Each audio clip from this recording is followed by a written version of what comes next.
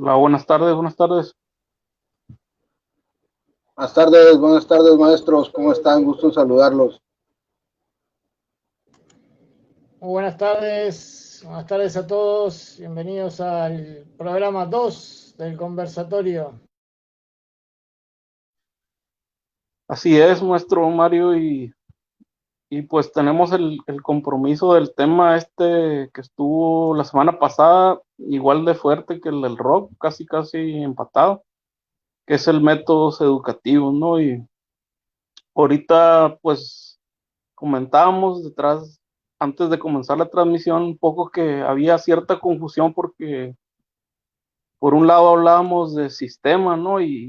Pues entre nosotros dijimos, bueno, sistema educativo, modelo educativo, método educativo, ¿cuál es la diferencia, no? Y más o menos para aclarar y no hacernos pelotas durante el programa, entender que pues el sistema educativo sería un poco como lo que hace la SEC, ¿no? Bueno, en México por lo menos tenemos a la Secretaría de Educación, que es como la estructura, pues digamos que normalmente pues un estado es el que rige, ¿no? Ese sistema educativo y digamos que el modelo educativo nace a partir de una filosofía, de una ciencia, da pie a un modelo. Por ejemplo, para entenderlo un poquito mejor, esto sería, por decir, el cognitivo de Piaget, de este suizo, ¿no? Y ese sería un poquito el modelo cognitivo, pues, ¿no? Este es de Piaget, que habla de las 4 etapas del desarrollo en el niño, y digamos que esto da pie a un método que sería, por decir, Waldorf, ¿no? Waldorf, que incluye ciertos elementos de lo que Piaget planteaba, ¿no? Y pues ya después ya nos iríamos a estrategias dentro del aula, técnicas, recursos que sería pues a lo mejor tema para otro programa. No es tan extenso esto de la educación que pues se podría hacer muchos programas al respecto, ¿no? Entonces, no sé si les parezca bien que empecemos con un que otro pensador que contribuyó ya mencionamos a Piaget, ¿no? Pero digamos a sentar las bases de lo que son los modelos actuales, ¿no? Me acuerdo yo de los griegos, por ejemplo, el pensamiento socrático, no sé, ahí el maestro Javier, que es el bueno de la filosofía, ¿qué nos podría decir de la mayéutica, Sócrates, Platón? Bueno, qué bien que ya me aventaron la primera piedra para acá, ¿no? Entonces, gracias, maestro Ricardo. Pues sí, sería interesante citar a esos filósofos que dieron paso a toda la metodología, ¿no? Hablando desde mi punto de vista, yo no soy un ferviente seguidor de la escuela platoniana o de Sócrates, puesto que ya me he declarado en otras ocasiones un insaciable lector de Friedrich Nietzsche y de la filosofía martillazos. Entonces, pues yo creo que ahí vendría todo lo que de repente se le pudo llamar entraríamos hasta en el tema del contrato social, ¿no? Con todos estos filósofos y una educación más apegada a lo políticamente correcto, ¿no? Cuando lo políticamente correcto no siempre ha sido lo mejor. Entonces, yo soy más de escuelas tradicionalistas, pero también con métodos que evolucionan. Entonces, sí, es interesante cómo estos filósofos aportaron a sistemas educativos que en aquel entonces, pues, serían los encargados de de abrir las puertas para los nuevos sistemas educativos, ¿no? Creo que estamos de un lado a otro en la actualidad, comparándonos con aquellos tiempos en los que la educación era totalmente diferente a la de hoy, ¿verdad? No sé por ahí el maestro Mario si nos puede compartir algo acerca de cómo se ven estos métodos o estos filósofos de la antigüedad en el Uruguay relacionados con los métodos educativos, ¿no?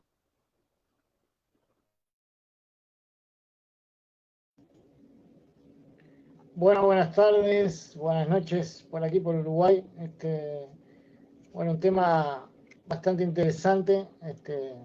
Tengo que ser sincero, no domino mucho este tema de los métodos educativos, por eso tenemos dos grandes maestros acá que se van a explayar mucho sobre este tema.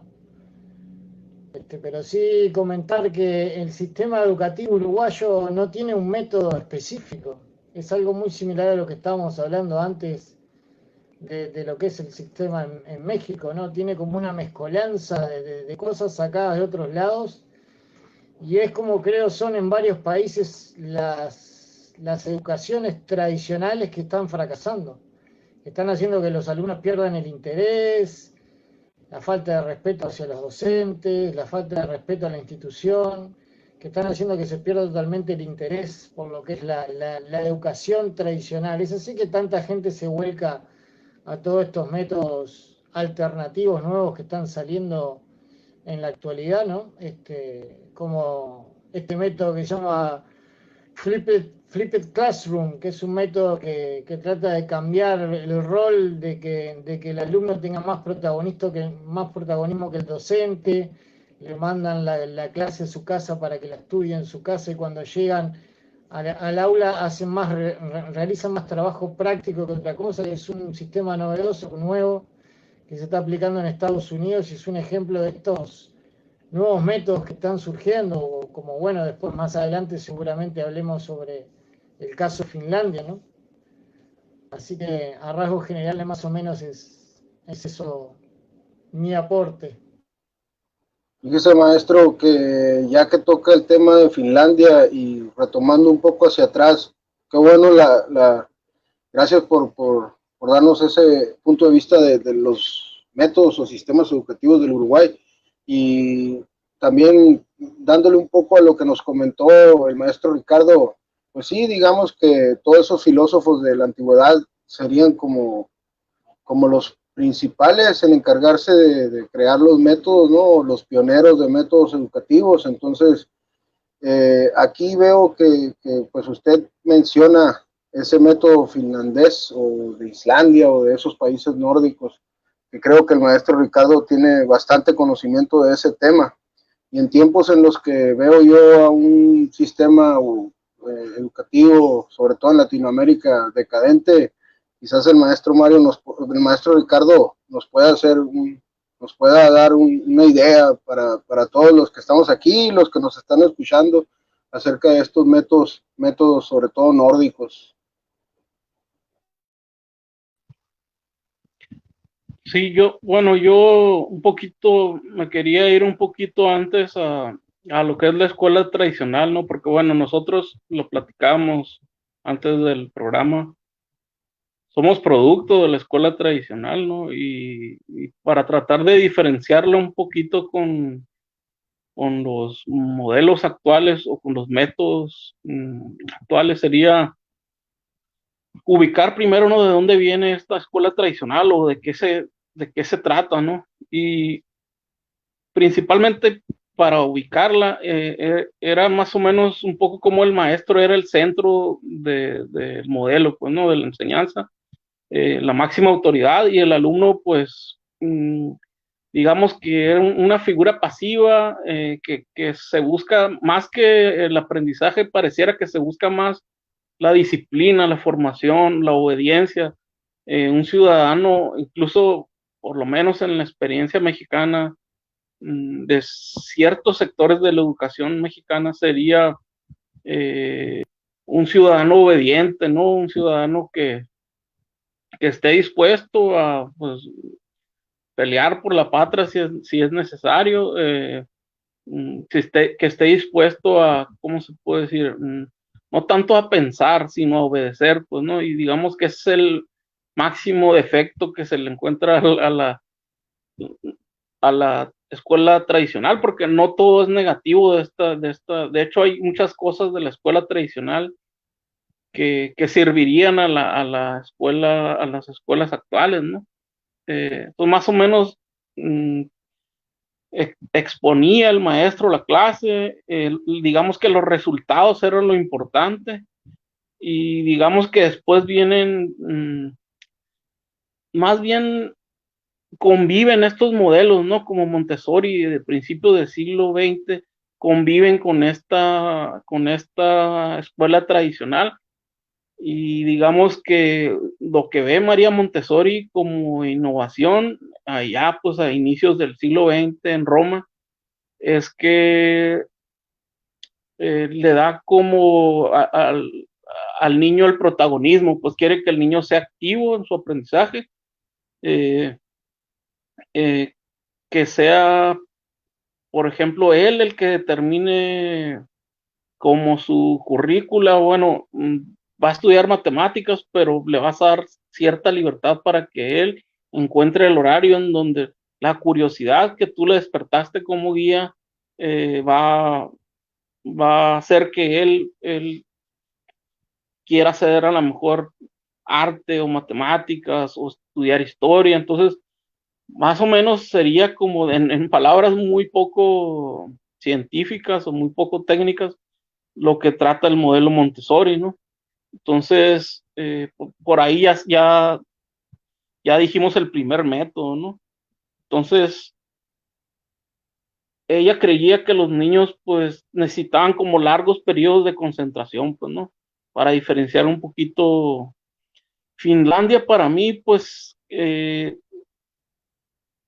tiene la virtud de que para diferenciarla con Latinoamérica, y ahí les dejo como la pelota, ya sea para el maestro Mario, el maestro Javier, que puede separar la política de la educación. México jamás ha logrado hacer eso, ni los partidos políticos, los sexenios llegan, imponen ciertos modelos, y hay cosas buenas y hay cosas negativas, ¿no? Normalmente de esos, pero llega el siguiente sexenio y parece que todo lo que se hizo estaba mal y hay que empezar de nuevo, ¿no? Y como que pareciera que la política utiliza la educación para inculcar sus valores o sus ideologías, ¿no? Entonces, como la ideología del partido azul o verde o rojo no me sirve, mejor inculco la mía, no sé qué les parezca ahí, ¿no?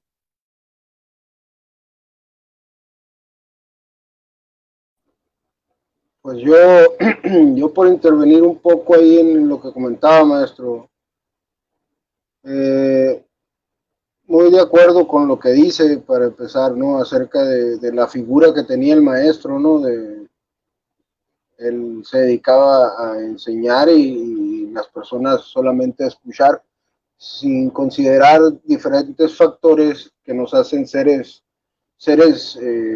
individuales, ¿no? Y distintos, ¿verdad? Ahora sí que con diferentes inteligencias, ¿no? Considerando que hay quienes son mejores en lo lingüístico, otros tantos en lo espacial, otros en lo musical, en lo lógico matemático, entonces ahí sí para mí nota buena para Montessori, ¿no? Porque quizás ellos sí ponen un poquito más de énfasis en determinar qué inteligencia tiene qué inteligencia tiene más abocado el niño, ¿no? Pero caemos en, caemos en algo que más adelante voy a hablar, ¿no? Algo que yo llamé el sistema decaudontólogo, pero ya me tocará más adelante crear un poco de polémica y controversia. Eh, yo, maestro, de acuerdo con lo que hace referencia al sistema finlandés, que qué bueno que lo separaron de la política. Desgraciadamente en México, y no creo que solo sea México, sino en toda Latinoamérica, la política va de la mano con la educación y pues esto sabemos que no es nada beneficioso, ¿no? En México se jactan muchos de decir que separaron la escuela de la religión, que me parece formidable, algo que tiene que suceder, debe de ser necesario. ¿Por qué? Porque debemos de buscar esa laicidad, pero de nada sirve si no la separas de la política, ¿no? O sea, por más que sea una educación brindada por el Estado, debería de ser una educación también en la que no tuviera que ver quién llega o quién está o quién se va, ¿no? Porque en México recién lo estamos viendo. Se crearon reformas educativas y ahora de repente se están tumbando. Y no es que esté mal este presidente, sino que así ha sido por los siglos de los siglos, ¿no? Siempre se ha manejado de esa manera, ¿no? El que llega hace sus desmanes y nada tiene continuidad, ¿no? Quizás eso sea algo muy común aquí en México y quién sabe cómo le vaya a la educación y a los métodos de enseñanza, cómo le vaya en Uruguay de la mano con la política. Por ahí quizás el maestro Mario tenga una opinión al respecto, ¿no?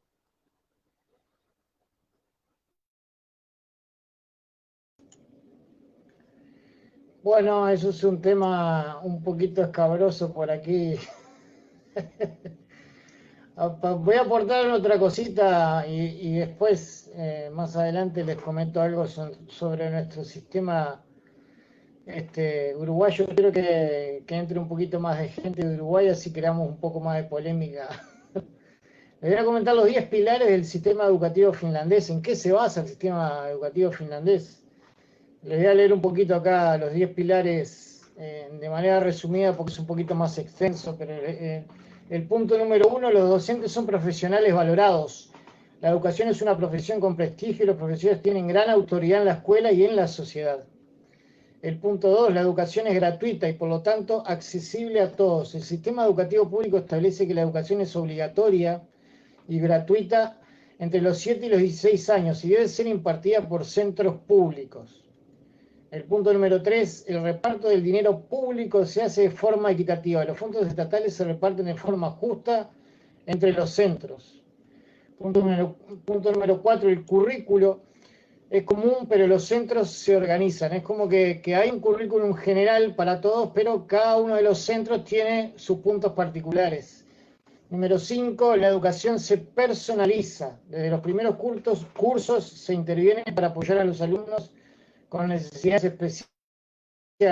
Las dificultades aumentan con los años y se minimizan los porcentajes de fracaso escolar. Punto número 6, los alumnos tienen tiempo para todo. La educación se toma en serio, pero también se da importancia al juego y al descanso. Punto número 7, preparar la clase es parte de la jornada laboral. Los profesores no imparten tantas horas de clase como en otros países, sino que el tiempo que pasan en el aula es más reducido y destinan las horas restantes a preparar sus lecciones. Punto número 8, se evita la competencia y las cifras. Los estudiantes no hacen exámenes ni reciben calificaciones hasta quinto.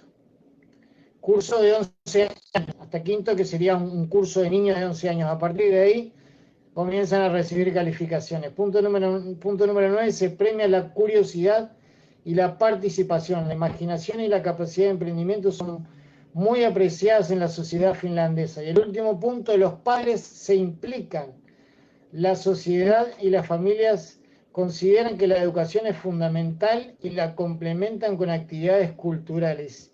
Y yo que hago una pequeña pregunta a mis compañeros, ¿qué tan alejados estamos en Latinoamérica de estos puntos que acabamos de nombrar, ¿no? Bueno, pues ahorita que lo mencionábamos, yo recuerdo haber visto el documental de Finlandia, maestro Mario, y me sorprendía, entrevistaban a los niños de primaria y les preguntaban, ¿tú qué vas a ser de grande? No, no, pues las típicas respuestas de un niño es, yo quiero ser futbolista, famoso. Había otro que decía que iba a ser cantante, rockstar, pero entre los niños había quienes respondían, yo quiero ser maestro. Como usted dice, el, la profesión del docente es reconocida por la sociedad. Y eso, bueno, en Latinoamérica está muy lejos de suceder, ¿no? De ser una realidad, ¿no? Entonces, por ahí también esto de los exámenes, de la necesidad de evaluar, eh, creo que hasta los 16 años hay un examen en Finlandia obligatorio, ¿no? y eso hace pues que digamos que el alumno no viva en el estrés, ¿no? Porque de repente los sistemas son ambiguos, ¿no? Te dicen eh, la OCDE, esta que mide el sistema PISA, por un lado, las reformas piden, no, sé flexible, maestro, o sé flexible, escuela, no estés como poniéndole el numerito al alumno, lo vas a estresar, que el mundo no sea como que una competencia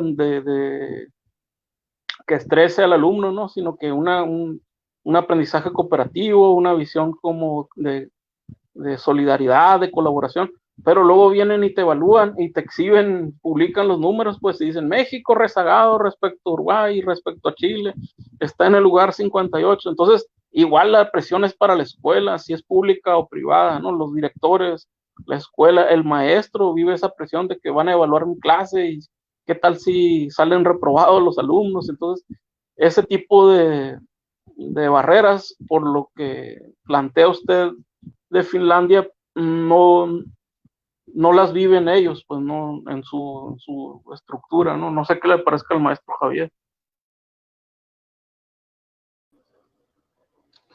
Bueno, para darle continuidad a la pregunta, completamente de acuerdo con usted, maestro, porque podemos tocar muchos métodos educativos, pero si el sistema y la población no son los adecuados, por más bueno que sea el método, va a ser muy difícil implementarlos. No sé si están de acuerdo conmigo, ¿no? Entonces, si me permiten, voy a leer unos mensajes antes de que se nos junten aquí, por favor. Nos dice Karen Moraga, Zavala, saludos a todos.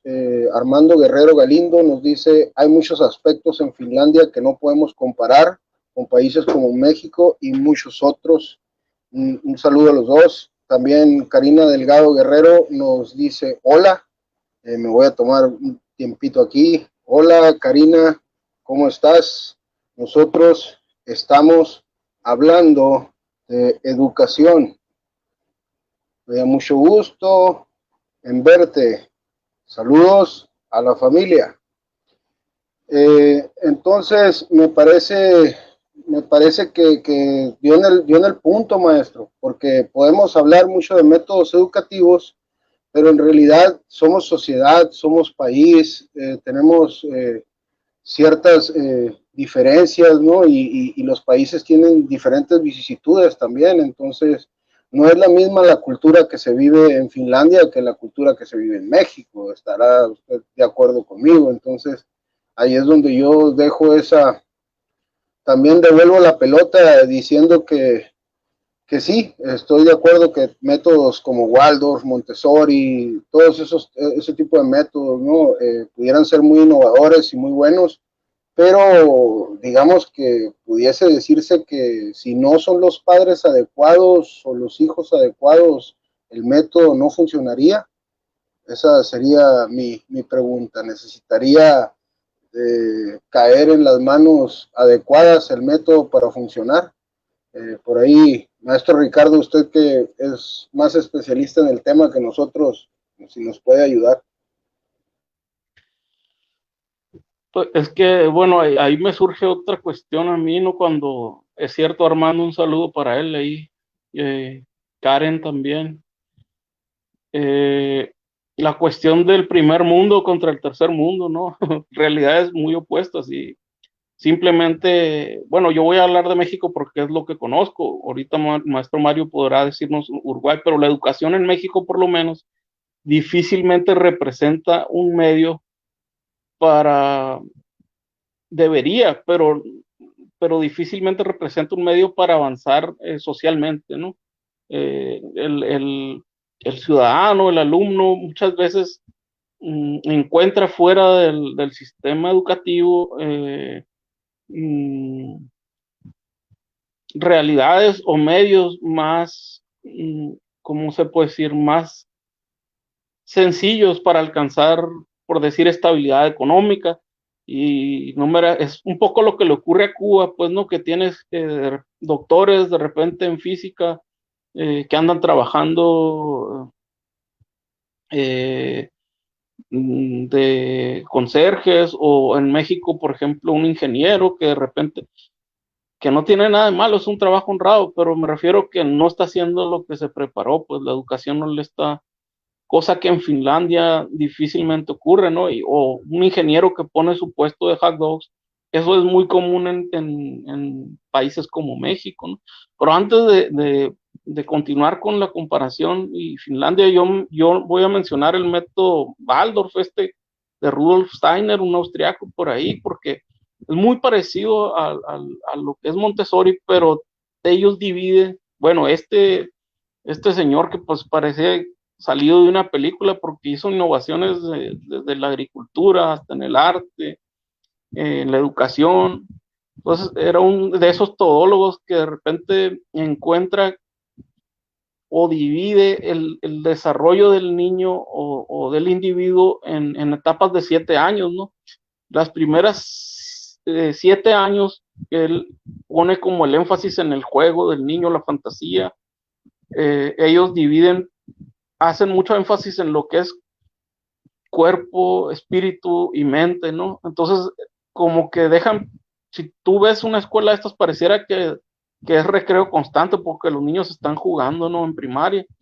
Eh, digamos que a través del juego ellos aprenden las reglas sociales, se aprenden a comunicar, a expresarse. Ya después de los 7 años empiezan a ser poquito más formal en el sentido de que empieza el teatro, empiezan los idiomas, empieza también, eh, digamos que de una manera más formal esta fantasía, echar volar la imaginación. Y por último, a los 14 años, ya empieza una educación más formal, pues, ¿no? Para hablar de nuestro segundo método, ¿no?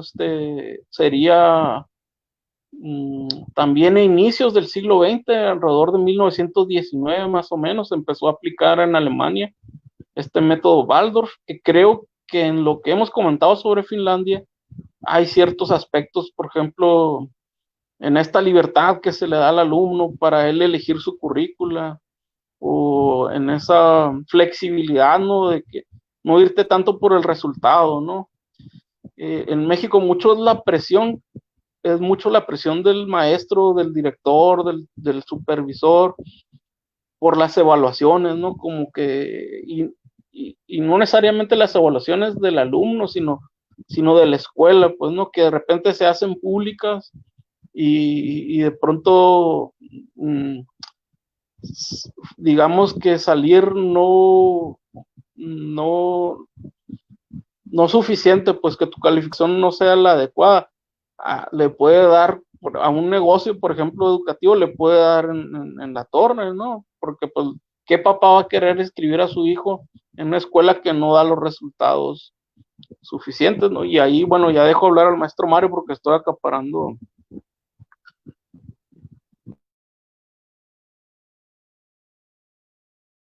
Adelante, maestro Mario. Me agarró justo tomando mate, me atoré. Una disculpa, saludos. Bueno, voy a emitir mi opinión sobre algo que estaba comentando el maestro Acosta también, es que acá en la profesión de maestro es totalmente vocacional. Uno no puede volverse millonario ni ser una persona de una gran altura a nivel social siendo maestro. Digo, es una vocación es una profesión muy vocacional. Bueno, siempre lo ha sido. Y acá, como decíamos hoy, si a un niño le preguntan, va a decir que quiere ser futbolista, nadie va a decir que quiere ser maestro. Es una profesión que tiene muchísimos problemas, por lo general con el gobierno, tema del salario, siempre hay problemas con el Estado, sea cual sea el Estado que esté a cargo, sea cual sea el partido que esté a cargo del gobierno, así que siempre hay dificultades con la educación y creo que nunca se ha reconocido el nivel que tiene o la importancia que tienen los maestros, los docentes en la educación en Uruguay. Me parece que pasa en muchos países de Sudamérica eso. Se ha perdido el respeto por la institución, por el valor que tiene un docente. Y pasa seguido, se ven cada vez más seguido situaciones de violencia con docentes, lamentablemente aquí en Uruguay, y calculo que en otros países de Sudamérica también está pasando. Y bueno, y hay muchísima deserción. Ese es uno de los problemas más graves, ¿no? La deserción es cada vez más prematura de los niños y adolescentes en lo que es la educación. Y es un problema bastante grave por estos lados del Río de la Plata, que en Argentina es bastante similar lo que pasa también comparado con aquí, con Uruguay. A pesar de que estamos considerados como uno de los países que no tiene tan mal nivel educativo. Sin embargo, esos problemas quizás no se reflejan en las estadísticas. En las estadísticas.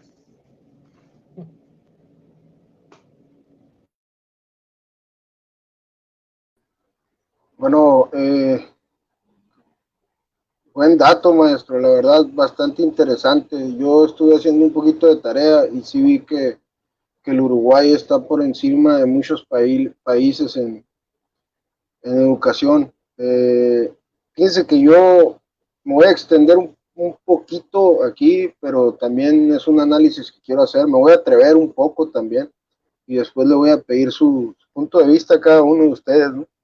Me voy a ir de lo que yo le llamo de la A a la Z, ¿no? Yo, pues, tanto como el maestro Segnini, pues soy maestro de artes marciales y me ha tocado dar clases también en escuelas de diferente materia, ¿no? De hecho, cuando estaba en la preparatoria, hasta clases de inglés llegué a dar en la misma preparatoria donde estudiaban. Eh, pero yo me di a la tarea por recomendación de un pedagogo, a quien mando saludos, Alejandro, de leer sobre los métodos hace algunos años, ¿no? Sobre todo cuando estaba tratando de adaptar métodos a las artes marciales. Y uno que me llamó mucho la atención fue el método lancasteriano, un método que llegó a México a finales del siglo XIX, perdón, a principios del siglo XIX, por allá en 1820 más o menos, y era un método que le llamaban el método de la enseñanza mutua. A ese le voy a llamar la A, ¿no? Después vendrá la Z. No significa que esté de acuerdo con todo lo que conlleva el método lancasteriano, ¿no? Era un método que en aquel entonces decía o dictaba que un maestro era capaz de enseñarle de 300 a 1000 alumnos. Y esto hacía que el gobierno, que el Estado, que estaba impulsando la educación pública, pues se ahorrara bastante plata, ¿no? Imagínense un maestro dándole clases a 300, ¿no? Cuando a estas alturas un maestro se queja porque le da clases a 40, ¿no? Entonces sucedía esto dígame, maestro. Maestro Javier. Sí. Sí, nomás hay una pequeña, es que el método era como para elevar los niveles de alfabetización en México que estaban por los suelos, y el sistema era más o menos que una persona le iba a enseñar, era como exponencial, pues uno bien de los alumnos destacados le enseñaba a otros 10 y así se iba multiplicando, pues, pero no quería decir que estuvieran ahí presentes todos los 300, pues, creo que a eso se refiere la acotación, pues nada más. Gracias, maestro. Entonces, volviendo al punto, y sí, eso lo iba a decir un poquito más adelante, ¿no? Que estaba el sistema lancasteriano, hablaba de grupos, ¿no? Entonces, regularmente este maestro que dictaba clases a 300, dividía su enseñanza en 10 grupos, lo que lo volvía 30 personas por grupo, ¿no? Y en cada grupo tenían a este alumno destacado que le llamaban monitor, y por eso se volvía lo que conocían como la enseñanza mutua, ¿no? Si había un alumno que aprendía muy rápido y era alguien muy destacado, el maestro decía, bueno, te vas a encargar de ese grupo de 10 y tú te vas a encargar de ese otro grupo de 10. Entonces, este método, lo principal que fue ganando es que a esos monitores los veían con recelo, porque vendrían siendo los mitoteros, los que estaban más cerca del maestro, entonces empezaban a tener conflictos estos alumnos monitores, ¿no? Y este método, así como bien dice el maestro Ricardo, era como una especie de sale, hay que alfabetizar lo más que se pueda y esto es lo que tenemos ahorita y arranquemos, ¿no? Entonces llegó por ahí un momento pues, en en el mandato de Juárez, donde ya se empezó a cuestionar más el método, y en el mandato del general Porfirio Díaz ya quedó el método completamente fuera, ¿no? Entonces, este método se basaba mucho también en castigos, en represiones, había un área disciplinaria donde les cortaban las uñas, les revisaban el cabello, trabajaban con cajas de arena, era un método demasiado rústico, pero funcionaba para lo que querían de momento, que era alfabetizar al mayor número de personas, ¿no? Tampoco querían sacar, digamos, físicos nucleares del método lancasteriano, ¿no?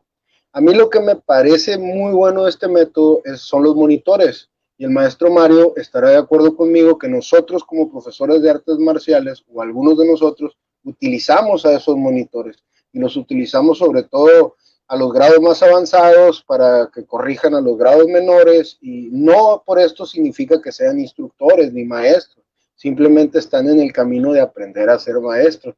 Así que quizás el método lancasteriano se volvió un método que ayudó más a enseñar, válgame la redundancia, ¿no? Más que lo grandioso que pudo haber sido en la alfabetización.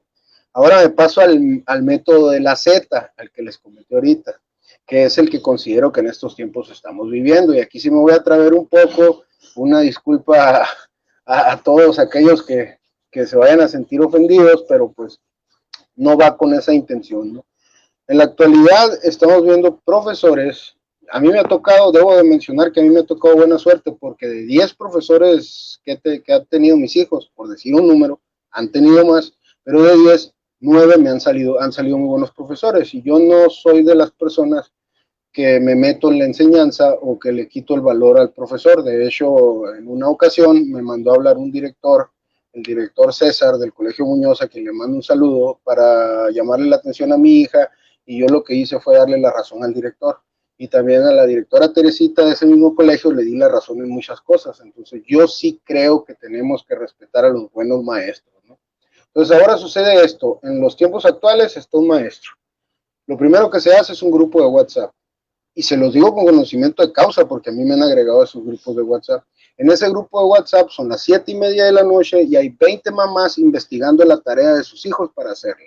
Además de esas 20 mamás investigando las tareas de sus hijos para hacerla, ya fueron a la papelería, y si tenían una maqueta, le pagaron a la niña que trabaja en la papelería para que le haga la maqueta a su hijo y que le haga la tarea. Entonces, ¿qué estamos viendo el día de hoy? Estamos viendo sobreprotección, estamos viendo mamás que están repitiendo la primaria, van a repetir la secundaria, quizás repitan la preparatoria, y estamos viendo niños que están amarrados a un iPad, a una tablet, a un teléfono celular, y que dependen totalmente de ese soporte que es la mamá que no fue preparada para ser docente, para ser una educadora. Discúlpenme mamás, pero ustedes son mamás, papás, ustedes son papás. Hay profesionales de la educación en los que debemos de confiar la educación de nuestros hijos. Entonces, los maestros, y aquí sí voy a hacer el hincapié, los maestros no están ahí para cumplir con ustedes. O sea, yo estuve muy de acuerdo cuando una maestra de 6º grado de mi hijo dijo, no, a mí no me metan en ese grupo de WhatsApp.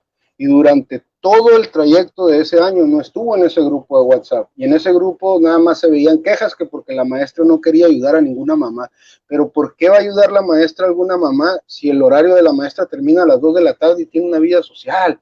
O sea, ¿por qué no decir, a ver, niño, ponte a hacer tu trabajo? Yo tengo 4 hijos y con ninguno de mis hijos me he sentado en la mesa a ayudarle a hacer alguna tarea. Y me siento orgulloso si me llegan y me dicen, papá, me saqué este 8, porque ese 8 sé que se lo sacaron ellos sin que yo les ayudara. Entonces, ¿qué sucede con el nuevo método? Bueno, el nuevo método tiene la ventaja de la tecnología. Hoy en México estamos a nada de entrar en algo que sucedió en los 80s, la teletelevisión, como la telesecundaria. Ahora teletelevisión pública para todos los demás. ¿Qué va a pasar? ¿Qué va a suceder?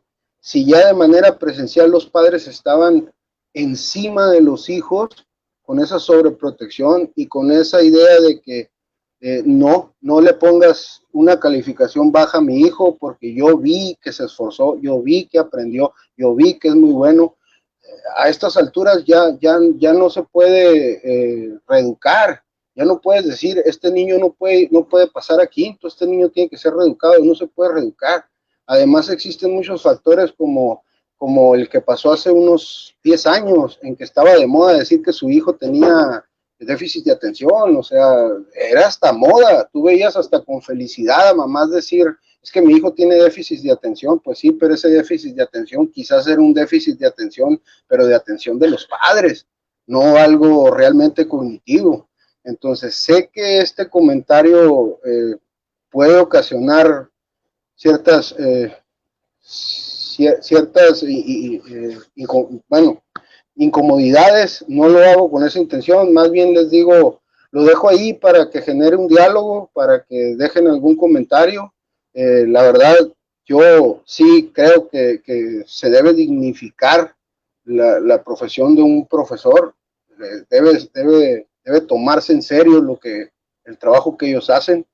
Me parece hasta motivo de tristeza ver que los papás se consideren mejores profesores que los profesionales de la educación. Así que, si me lo permiten, le llamaría yo el método que estamos viviendo, el método decadente. Y si me permiten, pues me gustaría mucho la opinión, empezando por el maestro Ricardo. Sé que fue crítico lo que acabo de mencionar, pero ¿cuál es su opinión, maestro Ricardo, al respecto de esto?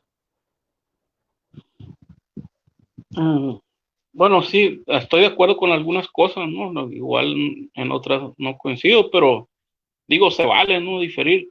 Pero sí veo en los métodos, modelos actuales, un poco como que, acuérdense también que venimos de la época esta, bueno, por un lado en el siglo XX está la cuestión esta del fascismo, y luego venimos de estos sistemas, bueno, el franquismo.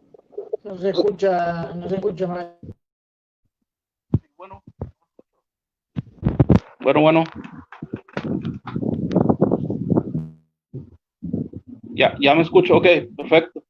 Yo le decía que coincido en algunos puntos el maestro Javier, pero también creo que estos fenómenos del siglo XX, como el fascismo, el nazismo, por ahí el franquismo, todas estas cuestiones surgieron modelos de ver la educación casi a veces se van al otro extremo, ¿no? De liberar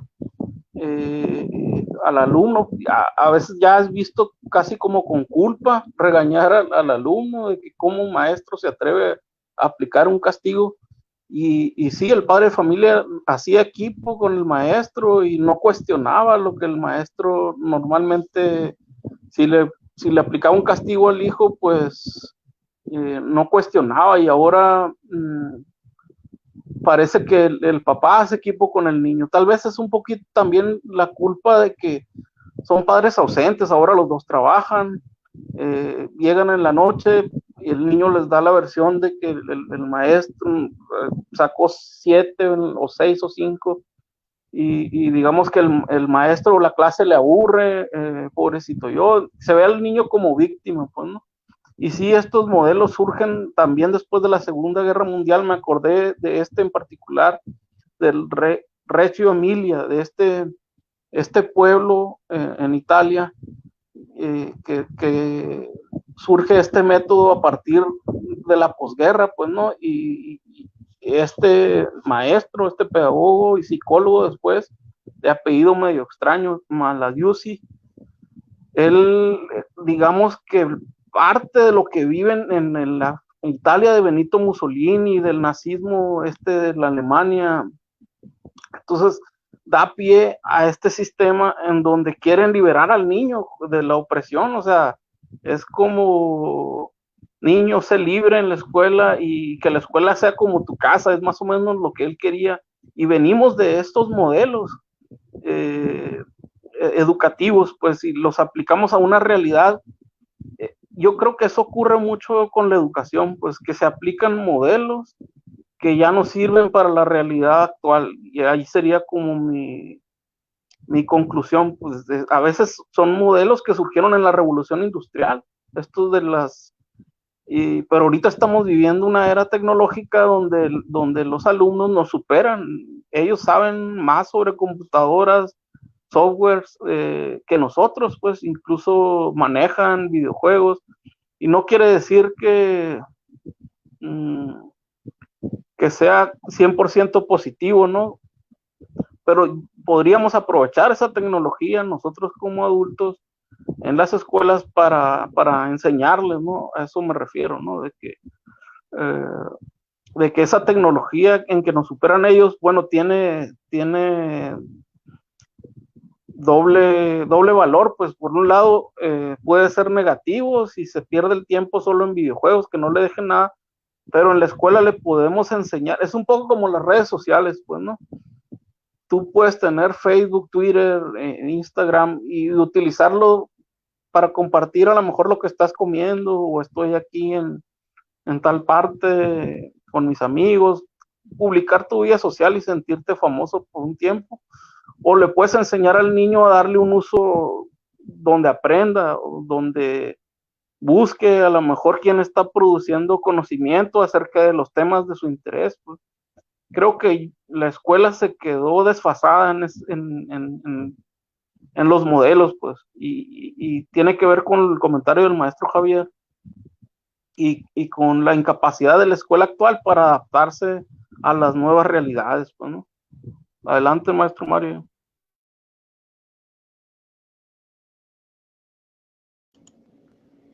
Bueno, yo les puedo compartir mi punto de vista como docente de artes marciales, por ejemplo. Hay algo que se tiene en común, que es el tema de que cuando uno se presenta ante un padre que trae un niño a aprender artes marciales, lo primero que nosotros preguntamos es qué busca con venir a contraer a su hijo a aprender artes marciales, ¿no? Por lo general siempre es algún problema de hiperactividad, que por lo general yo llego a la conclusión que es error del padre que no sabe que el problema no es hiperactividad del niño, ¿no? Pero bueno, este es otro tema. Y bueno, lo que siempre expreso yo es que la idea es trabajar en equipo con el padre, cosa que estaba comentando recién el maestro, que es algo bastante difícil, ¿no? Trabajar en equipo con la familia, porque traen al niño, lo presentan en la escuela, lo dejan ahí y pretenden que nosotros seamos los educadores y que solucionemos todos los problemas de manera milagrosa en una hora, que es algo totalmente imposible. Si no lo pueden lograr sus maestros o docentes en 4 o 5 horas, imaginen nosotros en 1 hora o 45 minutos, menos todavía. Lo que nosotros siempre, lo bueno que tenemos que nosotros a veces tenemos permitido dentro de ciertos límites el marcar, justamente marcarle límites a los niños. Y yo creo que, no sé si atrevidamente, y puede que genere un poco de controversia, somos hasta más reconocidos que los docentes de escuela o de liceo, ¿no? Que tienen más respeto, nos tienen más respeto a nosotros como docentes de artes marciales, que no brindamos el conocimiento que brinda una persona que está muchísimo más capacitada que nosotros, ¿no? A nivel educativo. Y sin embargo, nosotros generamos muchísimo más respeto que una persona que le brinda clases durante más tiempo y está más capacitada, vuelvo a decir, que nosotros. Entonces, en eso no estoy desmereciendo la labor que hacemos nosotros como educadores a través de las artes marciales, sino que creo que no está a nivel una cosa con la otra, no tiene comparación. Yo creo que había que tener muchísimo más reconocimiento, vuelvo a lo mismo, tendría que tener muchísimo más reconocimiento la educación tradicional o alternativa, o como quieran llamarla, que otros tipos de educaciones que a veces tienen más respeto que un maestro. Les doy un ejemplo, los maestros rurales acá en el Uruguay son maestros de escuela que viven en el campo, que por lo general viven en una misma escuela, y eso sí que son vocacionales. Se levantan 5 de la mañana, preparan el desayuno para los niños que llegan a la escuela. Por lo general los niños llegan en caballos de distintas zonas de pueblos alejados del Uruguay, van, desayunan, almuerzan en la misma escuela, hacen una jornada larga desde la mañana hasta la tarde, hasta las 5 de la tarde, y se retiran y el maestro ese se dedica totalmente solo a eso, a manejar su escuela rural, a administrar su escuela rural y a brindarle clases a los niños. Vive para eso, solo para eso vive. Imagínense el poco reconocimiento que tiene una persona que dedica su vida entera a esa vocación. Así que creo que sigue siendo infravalorada el rol del docente por estos lados. No sé cuál será la situación por allí, por México, mis colegas. Fíjese, maestro, que toca un punto muy importante y a mí me toca hablar por el lado de que pues yo también tengo la misma profesión que usted y tengo mi hermana, que ella es maestra de una secundaria y una preparatoria, el maestro Ricardo, que él es docente de una secundaria muy importante. Y la verdad a mí sí me gustaría que se dignificara más ese trabajo, ¿no? Y concuerdo con usted en absolutamente lo que acaba de decir.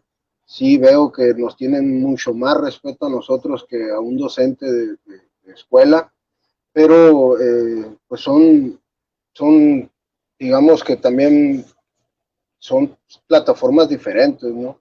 Con el maestro escolar, pues conviven toda la mañana, conviven todos los días, conviven más tiempo, y quizás si nosotros los tuviéramos todos los días, 5 horas diarias, pues quizás también sucedería lo mismo, ¿no? Además, seguramente les gusta más patear un domi que estar sentados escuchando una clase de historia universal, ¿no? O de lectura y redacción. Entonces, pero sí me encantaría que tuvieran ese respeto para los maestros, ¿no? Y no creo que no se pueda, pero no solamente quiero, en el análisis que hice de eso que le llamo el nuevo método decadente, que digo, podemos tener 50,000 métodos, pero si la población, el gobierno y la idiosincrasia no se prestan, no van a funcionar. También tiene mucha culpa, por ejemplo, en México tiene mucha culpa el sistema, el gobierno. Por ejemplo, yo le puedo hablar de que conozco profesores que son profesores de escuelas públicas gracias a sus padres, por puestos heredados, sin vocación. Entonces, me atrevo a hacer este comentario y con la pena, pero el que, ¿y de dónde es maestro? No, pues es maestro de tal escuela, de segundo de secundaria. ¿Y cómo consiguió el trabajo? Pues porque su papá ya se jubiló y lo metió a trabajar en la educación porque pagan muy bien. Entonces, también por muchos años se manejó así. Muchos hijos de maestros venían y se metían como maestros y no tenían la vocación. Y esto no funciona así. La carrera de maestro es una carrera vocacional. Si de por sí tienes que lidiar con los padres, como bien dice usted, por ejemplo, yo en mi caso yo ya no lidio con los padres, o sea, sí tengo trato con ellos y trato de ayudarles en lo que se puede y todo, pero no voy más allá, porque mi experiencia me ha dicho que mientras más voy allá, tarde que temprano ese alumno se va a ir. ¿Por qué? Porque no es muy saludable en el ámbito de nosotros eso, ¿no? Simplemente por ahí, fíjese que el niño está haciendo esto, ha habido veces que me dicen, el niño se peleó en la escuela porque le pegaron un golpe en la nariz, así que por favor regáñelo. Y yo le digo, pero ¿por qué lo voy a regañar yo? Regáñelo usted, ¿no? O a veces que me dicen, no, el niño no quiere hacer la tarea, regáñelo. Bueno, pero ¿por qué lo voy a regañar yo? Si aquí en el Doyan entrena perfectamente bien la hora en que está conmigo, lo único que puedo hacer quizás es aconsejarlo, pero ya extra Doyan ya le toca a usted. Entonces, si yo soy de los que opino que si me meto más allá, voy a ir perdiendo alumnos, ya me ha pasado y no quiero que me esté sucediendo, así que de esto vivo y me limito a enseñarle al niño y a darme cuenta de que las nuevas generaciones de padres están teniendo un modo muy, muy diferente de ver las cosas, ¿no? Puede ser que sea por lo vivido, ¿no? Y porque antes quizás el niño no contaba lo que le estaba pasando en la escuela, no existía esa confianza que ahora existe con los papás. Como bien menciona el maestro Ricardo, no trabajaban los dos, y ahora que trabajan los dos por necesidad, y lo voy a decir entre comillas, porque la palabra necesidad, la etimología nos dice qué es lo que significa, y por necesidad muchas parejas no trabajan, ¿no? Más bien trabajan por ambición. Entonces, por ahí quizás en esa pequeña balanza yo pondría, y sin sonar de un lado del género, yo pondría, bueno, si tu esposa ganas muy bien y puedes trabajar, a lo mejor yo trabajo un part-time nada más para dedicarle más tiempo a mis hijos y tratar de educarlos. Y en viceversa, o si el esposo gana muy bien, a lo mejor la mamá se puede dedicar a hacer ese part-time, ¿no? Pero un verdadero part-time. Entonces, romper esa vida social en la que te dedicas más a tus amigas y a tu cotorreo y a tus redes sociales para dedicarte a lo que es tu responsabilidad. Los hijos son el mejor reflejo de los padres. Entonces, eso no me va a quedar a mí nunca la menor duda. De hecho, yo lo platico con mis hijos y les digo, lo que ustedes hagan afuera va a hablar de la educación que yo les di a ustedes. Entonces, ahora en estos últimos tiempos me toca a mí mucho ver padres disculpando a sus hijos. ¿Cuándo me tocó ver eso a mí? O sea, no, pues llegó tarde porque tenía algo que hacer, no trajo la tarea porque, o sea, por Dios, o sea, ya está en eso, están viviendo la vida de ellos, ¿no? A mí, sinceramente, sí me ha tocado, por mi experiencia, madres, sobre todo, que quieren vivir la vida de sus hijos. Adelante, camaradas. Bueno, yo ya casi para cerrar, porque pues nos está acabando el tiempo, mencionaría, bueno, por ahí, de acuerdo con algunos puntos que mencionan los compañeros, sí, es un poco como que el rol del padre ahora, del padre de familia, y no estoy generalizando, porque te encuentras excepciones, como en todos lados, ¿no? Te encuentras y haces equipo con algunos padres de familia, pero hay cierta tendencia generacional a hacerte amigo de los hijos, ¿no? Como que no la autoridad, no, no, no el que no el encargado de aplicar los castigos, sino como que es más fácil ser como hacerte el amigo del hijo y ser como el cómplice, y así llevamos la fiesta en paz, pues, ¿no? Porque, pues, digamos que los tiempos ya lo platicamos, ¿no? El entorno, ¿no?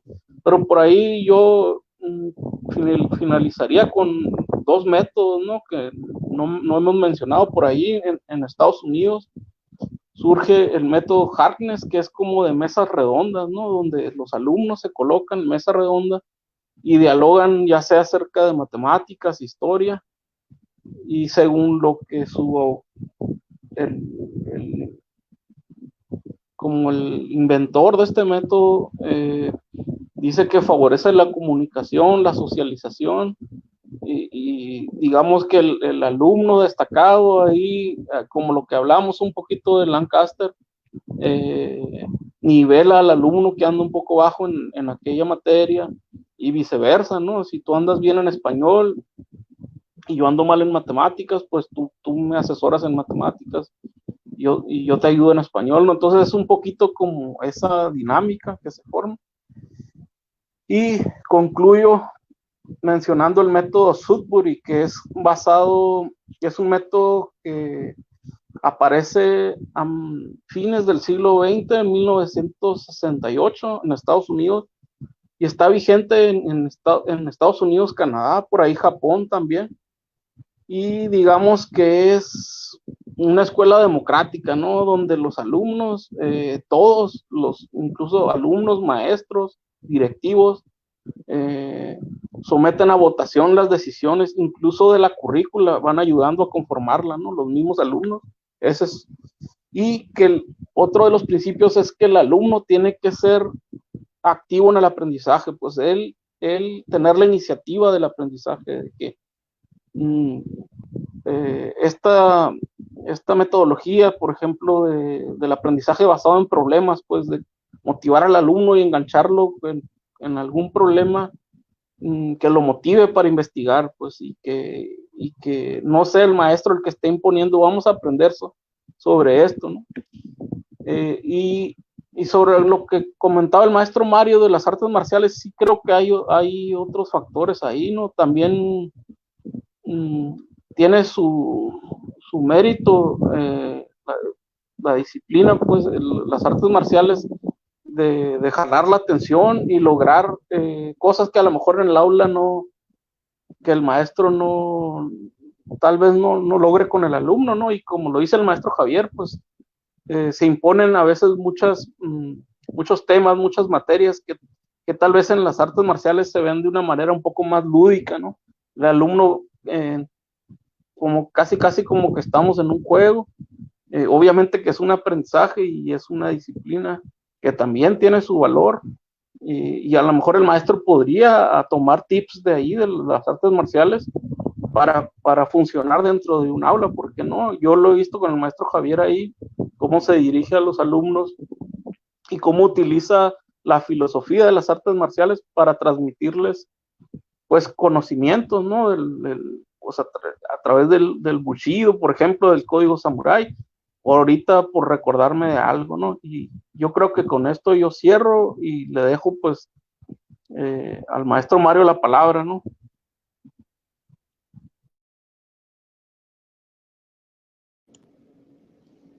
Bueno, voy a leer unos saluditos acá que nos dejaron en los comentarios.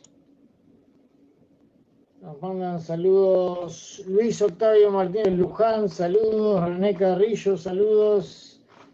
Profesor Carlos Urbina de Panamá, saludos Tanzú.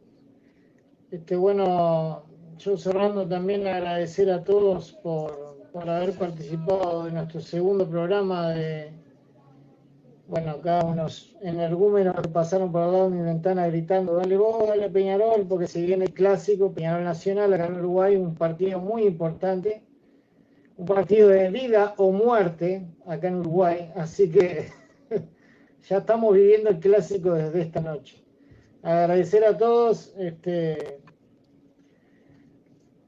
muy buenos los aportes de los dos maestros, he aprendido mucho sobre lo que es educación y métodos, y creo que hay muchísimas cosas lindas para robar, para aplicar en lo que nosotros hacemos día a día, que son las artes marciales. Como bien comentaba el maestro Ricardo, el maestro Acosta ha aplicado muchísimo de estos métodos en lo que son las artes marciales, y yo también, yo he aplicado varias cosas que he aprendido en lo que es la enseñanza de las artes marciales.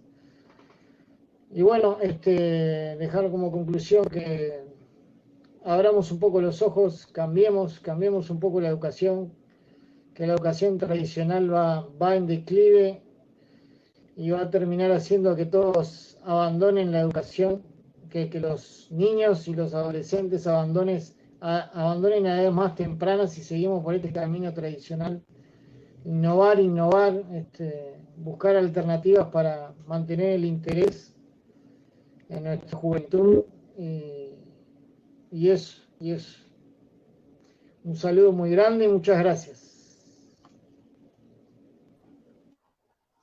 Bueno, yo para concluir quiero hacer mención de que existen métodos como el de aprendizaje basado en el pensamiento, como el basado en problemas, como el de cooperación, ¿verdad? Existen varios, ¿no? Existe, como bien dijo el maestro Ricardo, Waldorf, Montessori, diferentes. Y considero que ya dependerá de cada uno de nosotros decir cuál es el método con el que más comulgan y acercarse a alguien que los pueda guiar, por ejemplo el maestro Ricardo o cualquier persona que sea especialista en pedagogía, para que les dé las recomendaciones, ¿no? Y ser abiertos en el tema. Y coincido con el maestro Mario de que ya no podemos estar con la educación tradicional. ¿Y por qué coincido con esto? Porque debo decir que yo tenía 50 alumnos cuando pasó lo de la pandemia y hoy solo tengo 5. 6, perdón, 6 alumnos más mis hijos. ¿Y por qué tengo tan pocos? Porque la mayoría me dijeron que sus hijos no podían tomar clases en línea porque se distraían. Entonces, caray, ¿de qué nos está sirviendo tanta tecnología si no la estamos utilizando como debe de ser? Entonces, eh, cómo no se distraen cuando están jugando un juego o cómo no se distraen cuando están haciendo cosas de ocio en el celular, ¿no? Entonces yo creo que ahí sí me gustaría hacer un llamado a los papás de exigirles un poco más a sus hijos y de que esos aparatos no solo sirven para jugar, esos aparatos son un mundo de conocimiento, hay una infinidad de tutoriales, de enseñanza autodidacta, que con la guía de un buen maestro, como es el caso del maestro Ricardo, por ejemplo, pero por supuesto que son excelentes aparatos y tenemos que dar ese salto a la evolución de la educación, pero sin dejar de lado a los expertos que nos pueden ayudar. Yo creo que estamos a tiempo de hacerlo y yo no veo tan mal la educación, pero es quizás una cuestión de introspección, ¿verdad? Y de darnos cuenta cuál de las inteligencias son las que debemos de explotar más, ¿no? Y la verdad sí, un llamado a dignificar un poco más la carrera del profesor, porque en realidad yo veo profesores que se parten la cabeza preparando su clase por 2 o 3 días y terminan dando la clase y resulta ser que no están conformes por una excelente clase que dio, que quizás duró 30, 35 minutos, pero no se dan cuenta de que este profesor lleva días preparándola, ¿no? Sea en línea o sea presencial. Seamos un poquito más flexibles, ¿no? Y vayamos a la unidad, porque si no hacemos un cambio directo en nuestras vidas, difícilmente vamos a revertir el problema de educación que tenemos en Latinoamérica. Es así pues que yo me despido, les mando un fuerte abrazo y le doy las gracias a todos los que estuvieron con nosotros en el conversatorio y le paso micrófonos a mis camaradas, empezando con el maestro Ricardo para que ya haga su saludo final y después el maestro Mario, que es el encargado de cerrar las cámaras, ¿no? Un gusto.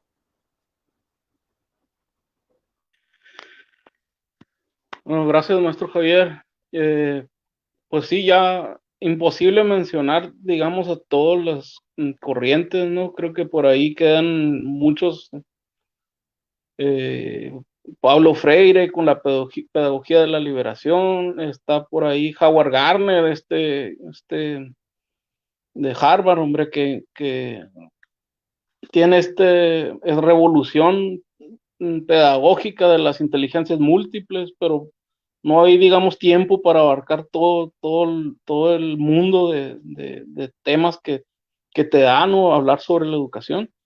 Y, y pues gracias a los que nos estuvieron ahí comentando, René, Karen, Maestro Urbina, por ahí Karina, pues gracias por sintonizarnos y nos vemos la próxima semana.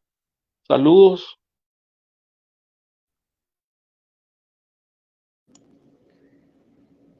Un saludo a todos, estén atentos que próximamente lanzaremos otra encuesta, seguramente, ¿no?